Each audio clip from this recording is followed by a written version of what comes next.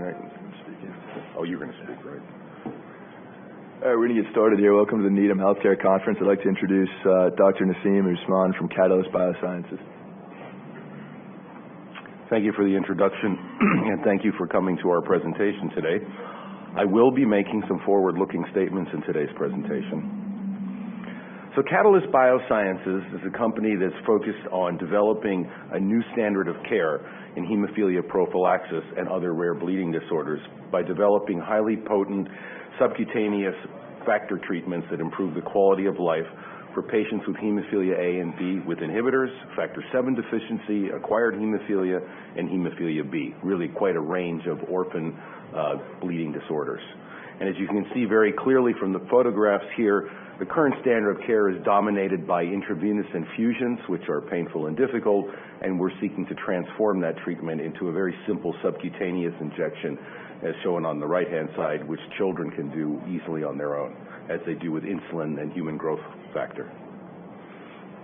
So in terms of the highlights of the company, we have two clinical assets. Both are novel subcutaneous coagulation factors, a factor VIIa called marzeptocog and a factor IX called dalzanemdor, abbreviated as MARZA and DALSA. Both of these have orphan drug designation in both the United States and in Europe.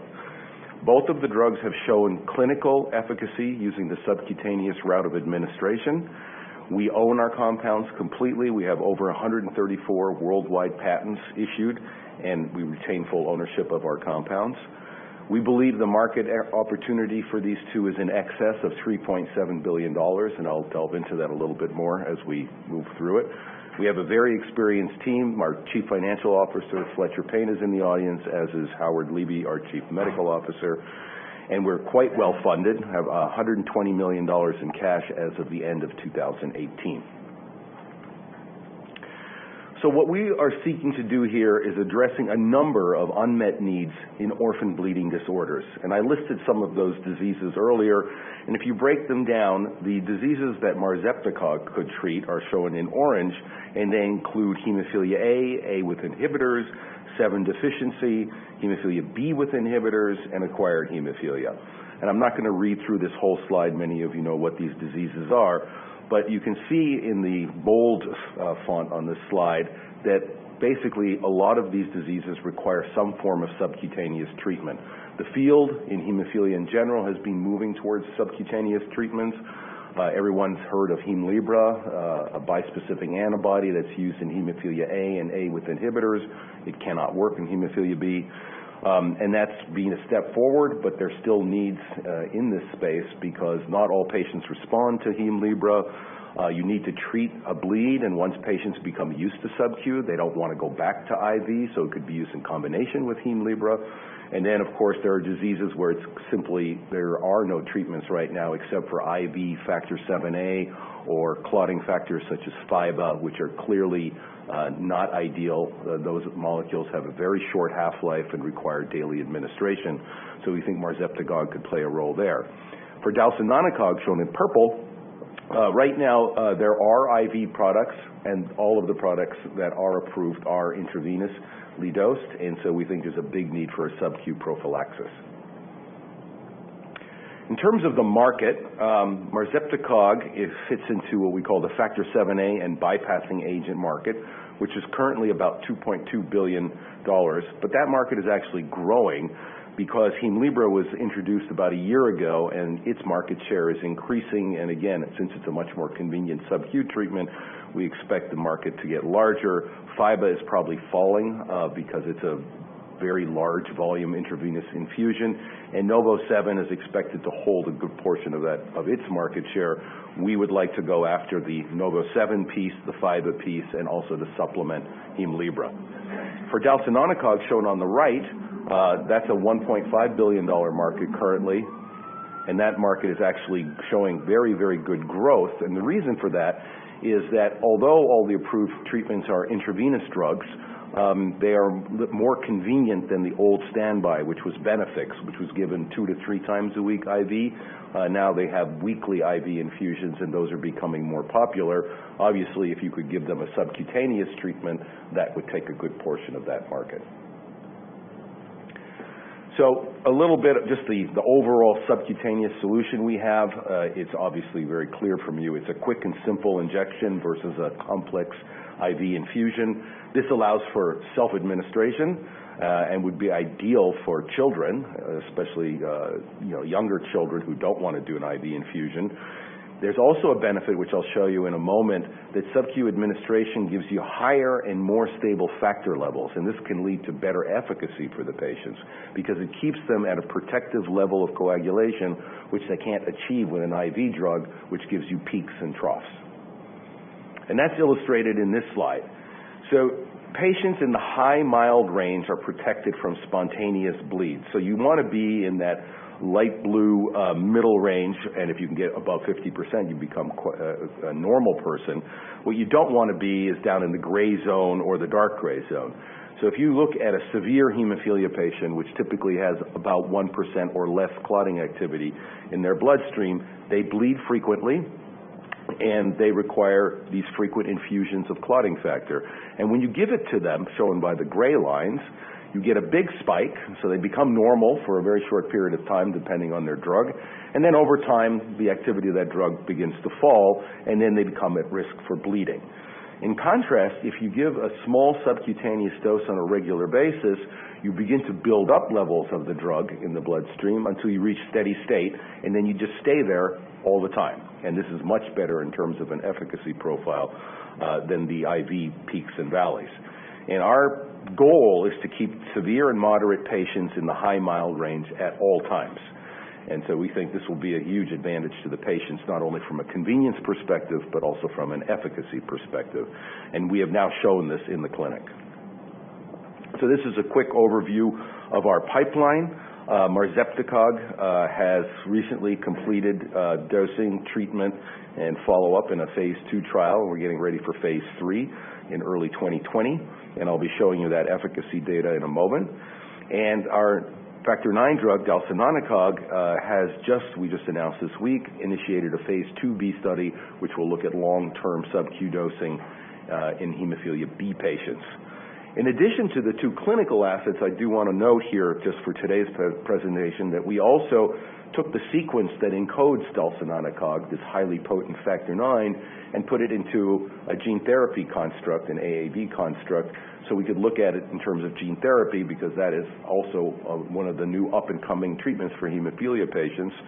And we compared this with the current clinical constructs and showed superior efficacy because of the properties of the molecule, and I'll touch on that. And we believe that fits synergistically with the dalzanemdor to give you a sort of beginning-to-end hemophilia B treatment package. So, a little bit more about Marzeptocog. It's a novel, best-in-class sub-Q Factor VIIa product candidate. We recently, as I said, completed phase 2. We demonstrated efficacy, safety, and tolerability very, very clearly. The data I will show you in a moment.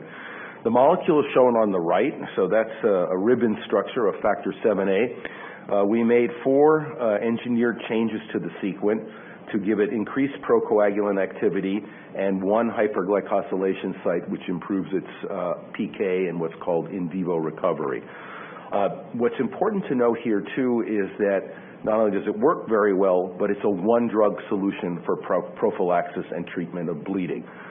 Many of the newer sort of non-factor drugs that are out there, including Hemlibra and fitusiran and anti-TFPI drugs, all require a rescue treatment, and in some cases an antidote and then a rescue treatment in the case of a bleed. Our drug is a very simple Factor VIIa with better properties. This is a drug that's been used for over 20 years, is safe and well tolerated when given IV. We now have a better version that can be given sub-Q. So it's very simple for the patient and the clinician to manage the treatment of the disease with this molecule. It maintains continuous protective levels by giving these daily small sub-Q injections, and we think this is going to be disruptive to current bypass products. And we think, of course, it's going to be especially well suited to children. We have announced this week that we obtained orphan drug designation in the EU, and we had previously received orphan drug designation in the United States. So this is an overview of the phase 2-3 program, and this is the phase 2 portion of that program, in which we took patients who had inhibitors, either hemophilia or B, A or B that had inhibitors. We gave those patients an IV dose and looked at the pharmacokinetics of the drug for 24 hours, and then we gave them a sub-Q dose after the IV dose washed out and observed them for 48 hours, and then they went into an individualized dose escalation phase where they received daily dosing of Marza for 50 days unless they had a spontaneous bleed, and then they would dose escalate and to see till they reached their protective level and didn't bleed anymore. We initially anticipated or allowed for 4 dose escalations, so starting with 30, then going to 60, and then going to 90, and then 120. Fortunately for us, no one ever went over 60 micrograms per kilo, and actually only 2 subjects have gone that high right now, so it looks like we can maintain patients in a non-bleeding state with either the 30 or the 60 dose. It's an open label study, so we will be able to show data on a regular basis, and I'll show you 7 patients worth in a moment. And the important thing was that patients had to have a documented annualized bleed rate of greater than 12. So they're bleeding on average once a month. If you treat them for 50 days and they don't bleed, then you can statistically show that you are actually having an effect. So that was one of the inclusion criteria. And the primary endpoint was reduction in annualized bleed rate at the final dose level. And then, of course, we looked at safety, tolerability, and anti-drug antibody or neutralizing antibody side effects.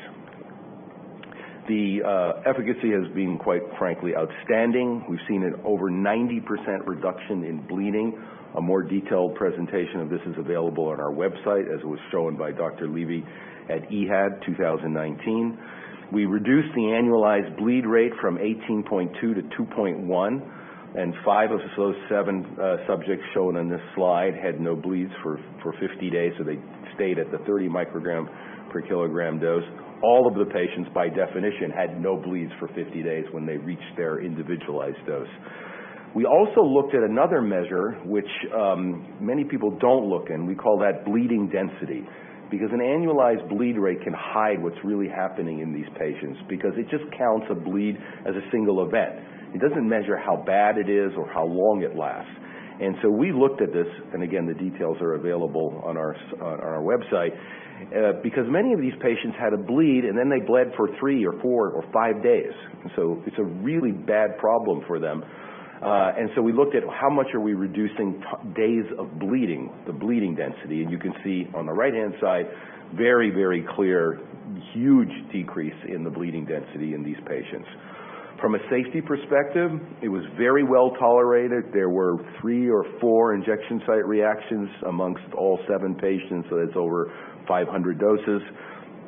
So it was very well tolerated. We did not see any anti-drug antibodies, and we did not see any neutralizing antibodies either.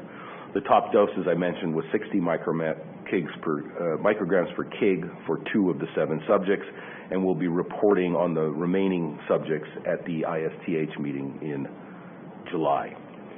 So drilling down a little bit more into the market opportunity here, we looked at this with a commercial assessment firm shown on the bottom of the slide, and we also spoke to KOLs who treat patients, and we've shown them the profile of the drug, we've shown them the efficacy we've seen. We had the commercial assessment done, and you can read what some of the KOLs say.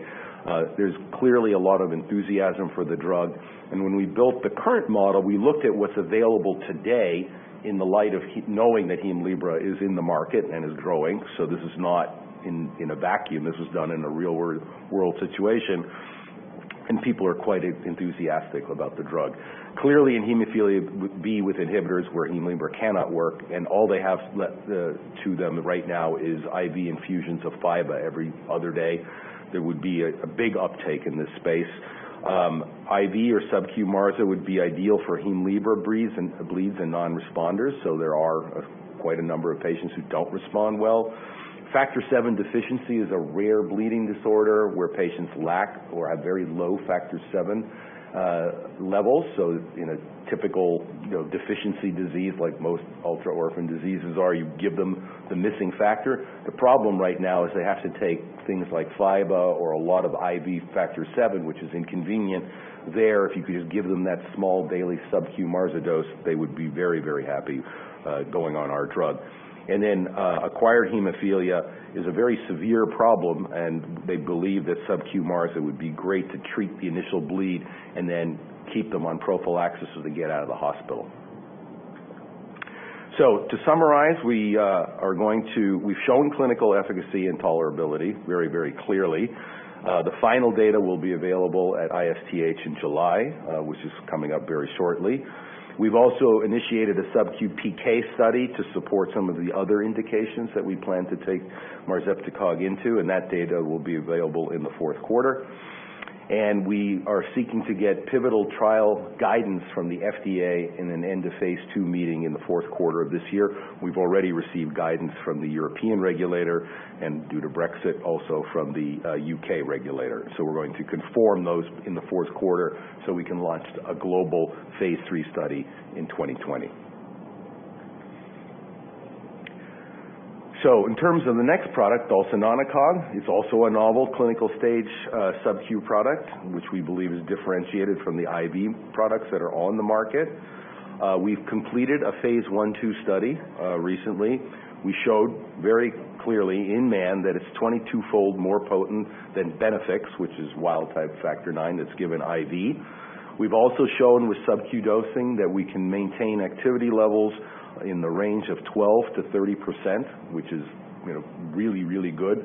Most of the IV drugs have trough levels in the 5 to 10% range, so really significantly better. We did observe 2 subjects out of 11 who had a neutralizing antibody, not an inhibitor. One was transient, and they were not cross-reactive to factor 9, so both of them were able to go back to their factor 9 therapy. There is no safety issue, and we confirmed that with the key opinion leaders and with the regulators, and they agreed with that. In parallel, we did an immunogenicity assessment, which is a very detailed presentation, is available on our website too, and compared this with Benefix, which has about a 5 to 10% neutralizing antibody background rate in untreated patients. And we're sort of in that range right now. Clinically, our numbers are small, but when we looked at it in silico and in vitro and in T-cell stimulation assays, our drug was very similar to Benefix and quite low. The drug product quality is very good, so we're moving ahead with the drug that we have, and it's comparable to commercial factor 9. And the study was initiated, actually last week, we announced it early this week, and we have orphan drug designation in the 2 major markets. So what does this trial look like? It's shown here. It's enrolling. Each subject will receive an IV dose of 50 IUs per kilogram, and then they will go on a 28-day, 100 IUs per kilogram daily sub-Q dose. This will enroll 6 patients. The concept of the IV dose is we don't want anybody bleeding on the trial, so we don't want people starting at very low levels.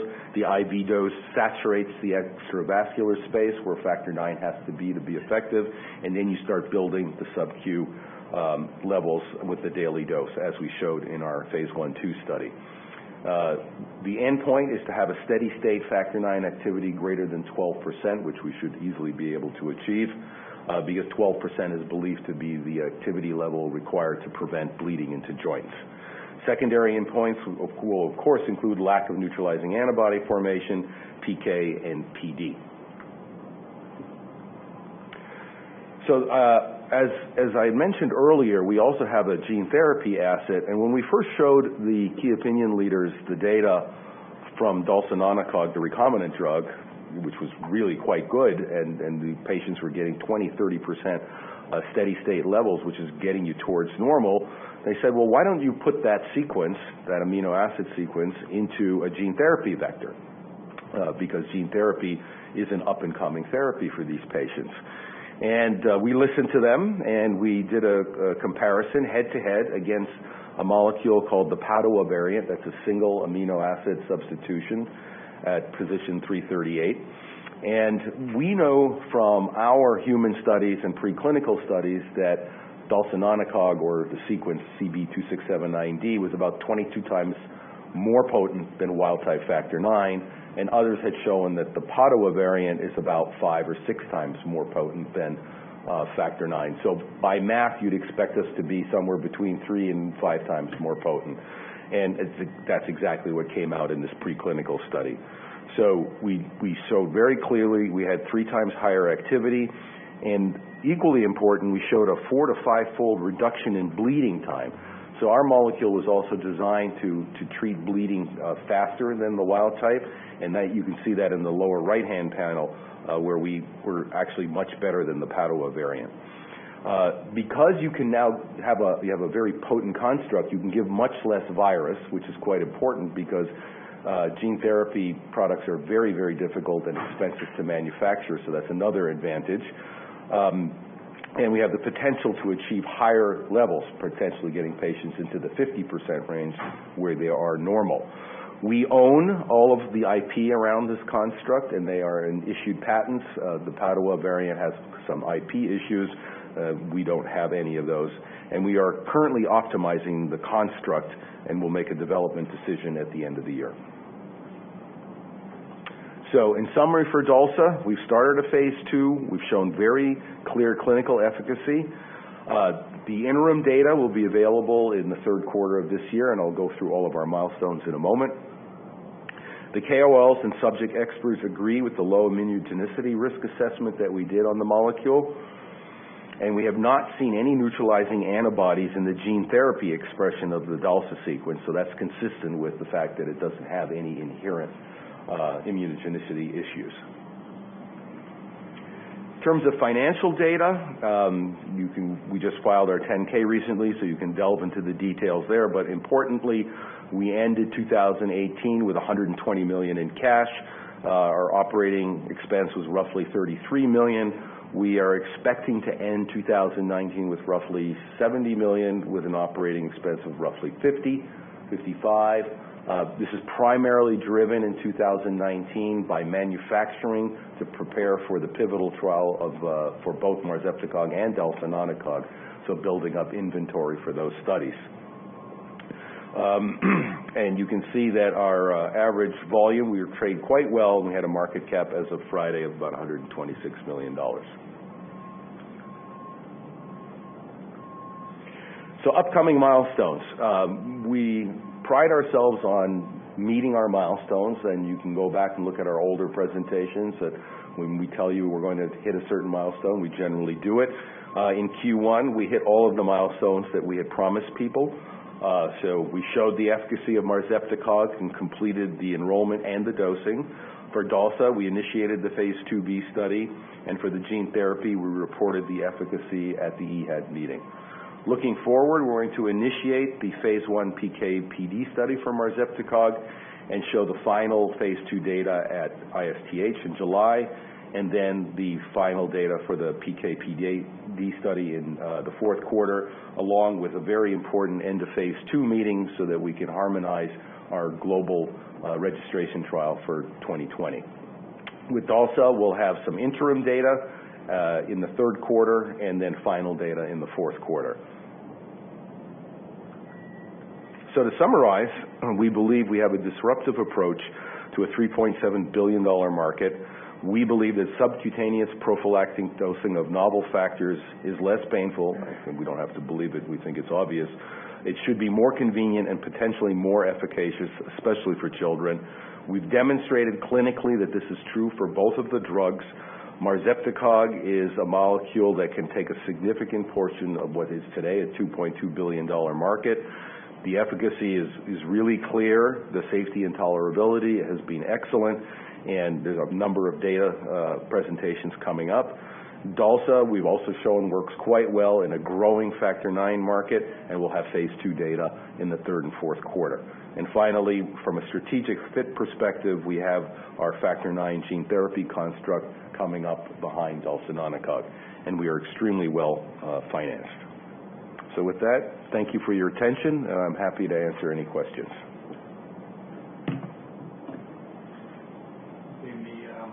For both the drugs now, are we thinking that at the end of the day it will be daily sub-Q, or are we still playing with the currently for Marzepticog, daily looks like it's going to be the dosing regimen. Howard has many times said that he prefers the routine of a daily injection instead of every 2 or 3 days, and people forget.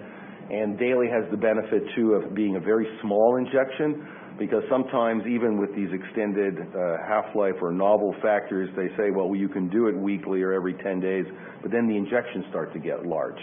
And so right now, daily looks like the way to go for Marzepticog. Also, you might be able to go to less frequent because it's so potent. But right now, we're going to study it on a daily basis. You showed there's a significant market for Marzepticog independent of competing directly with Hemlibra. Correct. Well, is there some suggestion there that why not compete directly?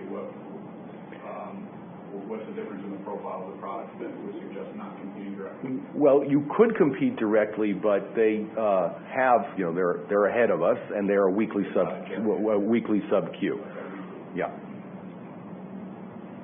But we think there's enough opportunity around and with Hemlibra. I mean, Hemlibra is a good drug. Please don't misinterpret anything I've said. It's just not a perfect drug.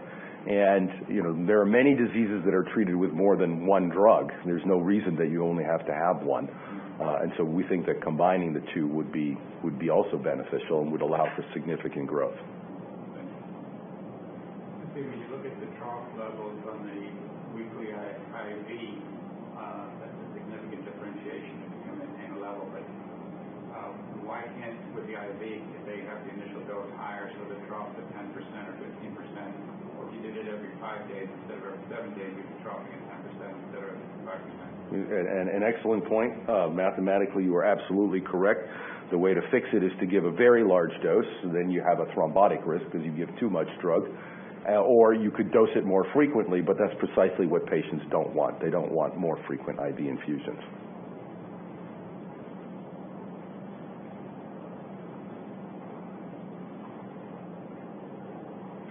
Okay, I think that's all the questions. Thank you.